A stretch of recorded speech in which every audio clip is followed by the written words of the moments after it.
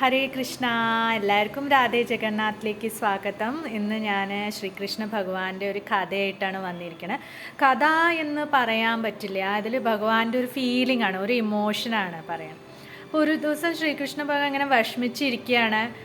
അപ്പോൾ ഭഗവാന്റെ ഫീലിംഗ് എന്താണെന്ന് വെച്ചാൽ, എല്ലാ മനുഷ്യന്മാരും എന്നോട് പരാതികളും ദുഃഖങ്ങളും ആയിട്ടാണ് വരുന്നത്. ആരും എന്നോട് ഗുഡ് തിങ്സ് പറയണില്ല. എൻ്റെ ജീവിതത്തിൽ ഇങ്ങനെയൊക്കെ ഹാപ്പിനെസ് വന്നു, എനിക്ക് ഇതൊക്കെ കിട്ടി, ഞാൻ എത്രത്തോളം ഹാപ്പിയാണ്, ഞാൻ സന്തുഷ്ടനാണ് പറഞ്ഞിട്ട് വരുന്നില്ല. എല്ലാവരും അധികം വരുന്നത് പരാതിയായിട്ട് ഞാൻ എന്താ ചെയ്യുക, ഭഗവാൻ എന്തെങ്കിലും ശരിയാക്കി തരൂ പറഞ്ഞിട്ടാണ് വരുന്നത്.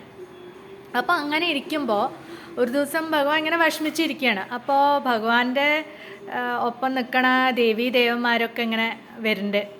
അപ്പോൾ എന്താ കൃഷ്ണ, എന്താ പ്രഭുവിന് ഇത്ര വിഷമം ചോദിക്കുകയാണ്. അപ്പോൾ ഭഗവാൻ പറഞ്ഞു, വെറുതെ മനുഷ്യന്മാരെ ഉണ്ടാക്കാൻ പോയത്, മനുഷ്യന്മാർക്ക് ഫുൾ പരാതികളാണ്, എപ്പോഴും ഓരോ പ്രശ്നങ്ങളായിട്ടാണ് വരിക, എപ്പോഴും എന്നെ പറ്റി ചോദിക്കേ, അല്ലെങ്കിൽ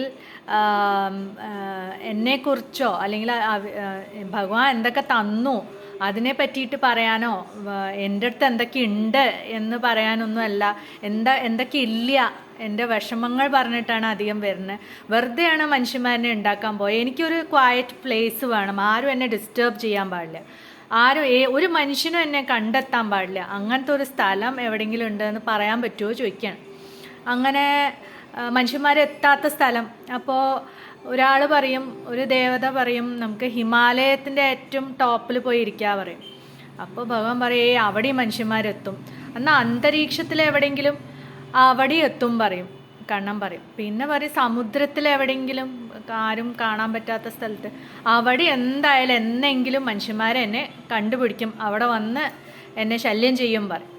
അപ്പോൾ അങ്ങനെ ഇരിക്കുമ്പോൾ ഓരോ ദേവന്മാരും ഓരോ സ്ഥലങ്ങൾ പറയുകയാണ്, എവിടെ ഭഗവാന് ശാന്തമായി നിന്ന് സാധനകളും ഒരു തപസ് പോലെ ചെയ്യാൻ പറ്റണ പോലെ കുറച്ച് ക്വയറ്റ് പ്ലേസ് എവിടെയാണെന്ന് പറയാണ്. അപ്പം അങ്ങനെ ഇരിക്കുമ്പോഴാണ് സൂര്യഭഗവാൻ വന്നിട്ട് പറയണേ, കണ്ണാ, നിനക്ക് ഒരു ബെസ്റ്റ് സ്ഥലം ഞാൻ പറയാം, അവിടെ മനുഷ്യന്മാർ അധികം എത്താൻ സാധ്യതയില്ല, വേണമെങ്കിൽ 1 or 2 അങ്ങനത്തെ ഒരു സ്ഥലം പറയട്ടെ ചോദിക്കണം. അപ്പോൾ ഭഗവാൻ പറയാം, ആ ശരി പറ, എവിടെയാണ് അത് ആ സ്ഥലം?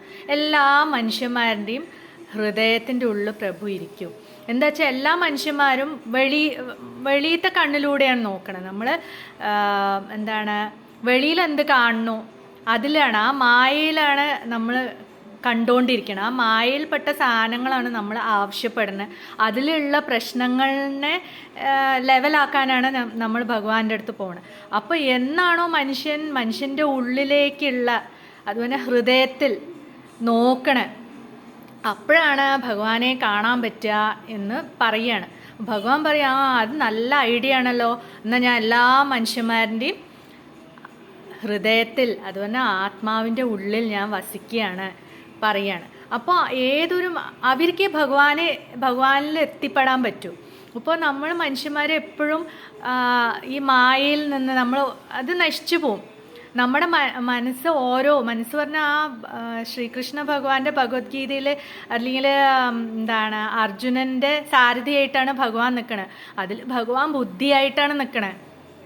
എന്താണ് ഈ അശ്വങ്ങൾ, അത് ഫുൾ നമ്മുടെ ഇന്ദ്രിയങ്ങളാണ്. നമ്മുടെ മനസ്സാകുന്ന ഇന്ദ്രിയങ്ങളിനെ നമ്മൾ ബുദ്ധി കൊണ്ട് കൺട്രോൾ ചെയ്യണം.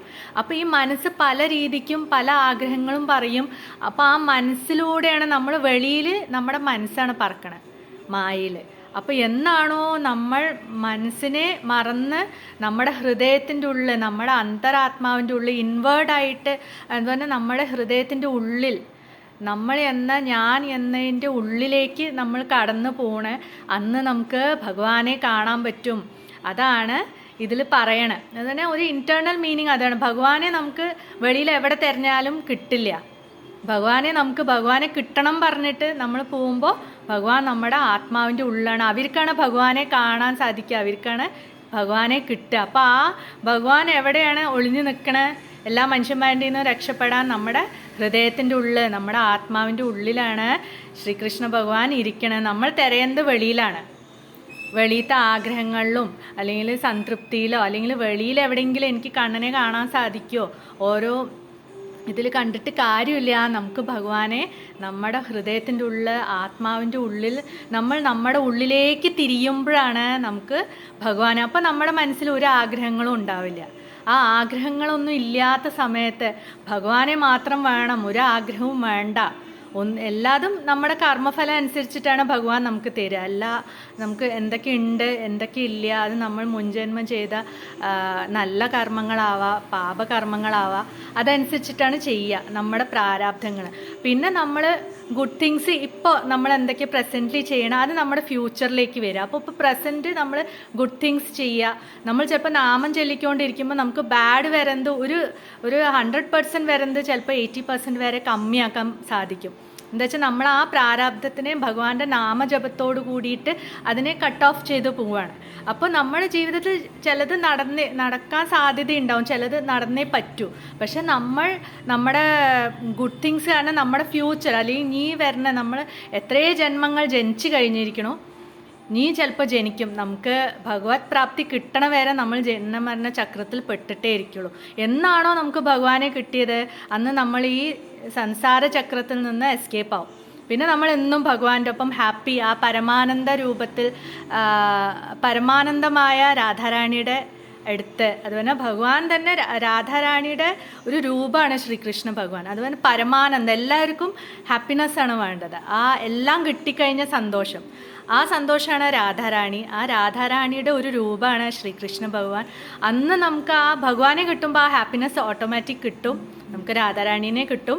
അപ്പോൾ അന്നാണ് നമ്മുടെ ഈ ലൈഫ് സൈക്കിൾ നിൽക്കുക. നമുക്ക് പുറമേത്തെ ഒരു ആഗ്രഹങ്ങളില്ലാതെ എനിക്ക് ഭഗവാനെ വേണം പറഞ്ഞിട്ട് എന്നാണോ ഭഗവാൻ നമ്മളുടെ ആക്സെപ്റ്റ് ചെയ്യണേ അന്ന് നമുക്ക് ഭഗവത് പ്രാപ്തി കിട്ടി.